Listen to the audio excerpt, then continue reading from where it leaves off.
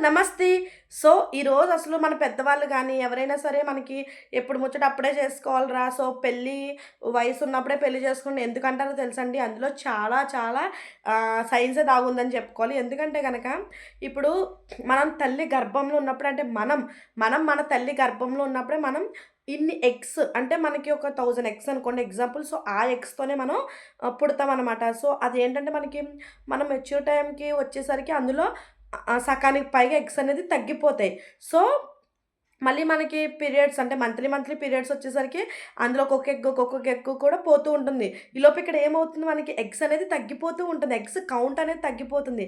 So, eggs ఎప్పుడూ కూడా అంటే మనకి క్రెడిట్ అవుతూ ఉండవు. డెబిట్ అయిపోతూనే ఉంటాయి కాబట్టి, సో, ఎగ్స్ అనేది కౌంట్ అనేది తగ్గిపోతూ ఉంటుంది కాబట్టి, మనం యాజ్ యూజువల్ పాసిబుల్ అంటే 30 సంవత్సరాలు దాటాక ఇప్పుడు పిల్లలు ప్లాన్ చేసుకునే వాళ్ళకి 30 సంవత్సరాలు దాటాక ప్లాన్ చేసుకునే వాళ్ళకి చాలా కాంప్లికేషన్స్ అనేవి వస్తూ ఉంటాయి. అందుకే ఏంటంటే గనక 30 సంవత్సరాల లోపే మీరు చక్కగా పిల్లల్ని ప్లాన్ చేసుకుంటే, ఖచ్చితంగా మీరు హెల్తీ పిల్లలకి మీరు జన్మనిస్తారు. అలాగే మీరు హెల్తీగా ఉంటారనమాట. సో, నేను చెప్పాలనుకున్నది మీకు అర్థమైందని అనుకుంటున్నాను. సో, వీడియో నచ్చినట్లయితే లైక్ చేయండి, షేర్ చేయండి, కామెంట్ చేయండి.